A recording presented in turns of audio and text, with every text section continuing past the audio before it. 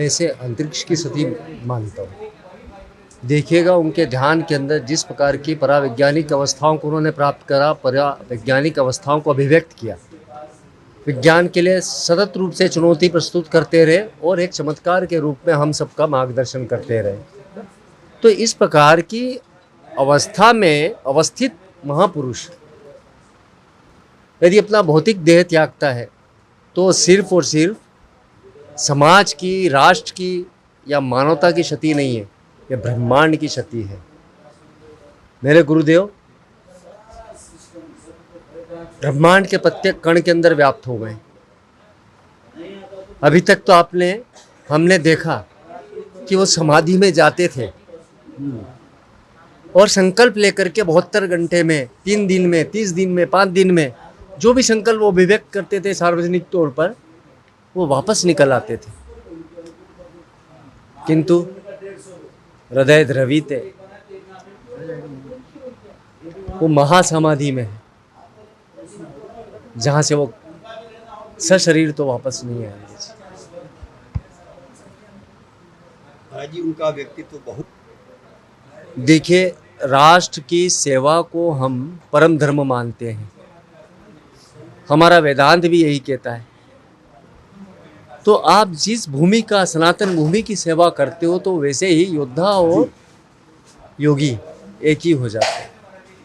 उन्होंने 3 युद्ध लड़े, इस राष्ट्र की सीमाओं को संरक्षित किया ताकि हम आप जैसे लोग अच्छा जीवन जी सकें। तभी ईश्वर ने देखा होगा। तो उनके गुरु से प्रथम मुलाकात उनकी कोई धरा पर नहीं हुई, उनके गुरु से प्रथम मुलाकात उनकी वायुयान में, वायु मार्ग में हुई।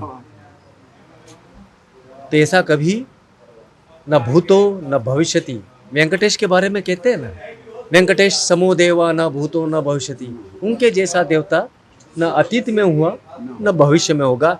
ऐसे महायोगी पायल बाबा जैसा गुरु न भूतकाल में कभी सुना देखा जाना, न भविष्य काल में न सुना जाएगा, न देखा जाएगा, न जाना जाएगा। मुझे अपना नाम जी, मैं स्वामी शैलेशानंद गिरी हूँ, महामंडलेश्वरू श्री पंचदशनाम जुना अखाड़े का, महायोगी बाबा जी का मैं शिष्य हूँ। आज हमारे पायलट बाबा की महासमाधि हुई है। आज उनका कैलाशवास हो गया है, ब्रह्मलीन हो गई है। जो ब्रह्म में लीन होते हैं उनको ब्रह्मलीन कहा जाता है, और सन्यासियों में कैलाशवास, जो भगवान शंकर का जो कैलाश है वहाँ उनका वास हो जाता है, ऐसा माना जाता है।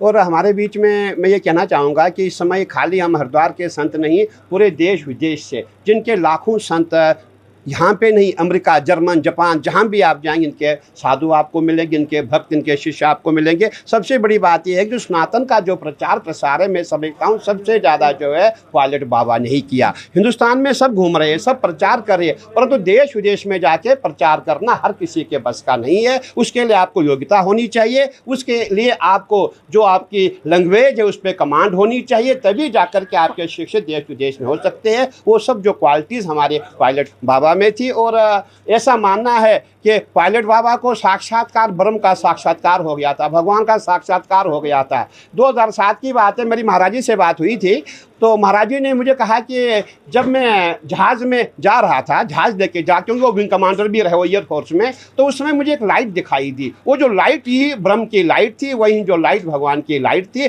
तभी से इनका जो माइंड है वो एकदम संन्यास की ओर आ गया और विरक्त हो गए। तो बहुत बड़ी क्षति है। इतना विद्वान व्यक्ति, इतने अच्छे व्यक्ति, इतने सौम्य व्यक्ति जिनके लाखों शिष्य हो, वो आज हमारे बीच में नहीं है, तो बहुत दुख का विषय है। मैं उनको नमन करता हूँ, मैं उनको प्रणाम करता हूँ।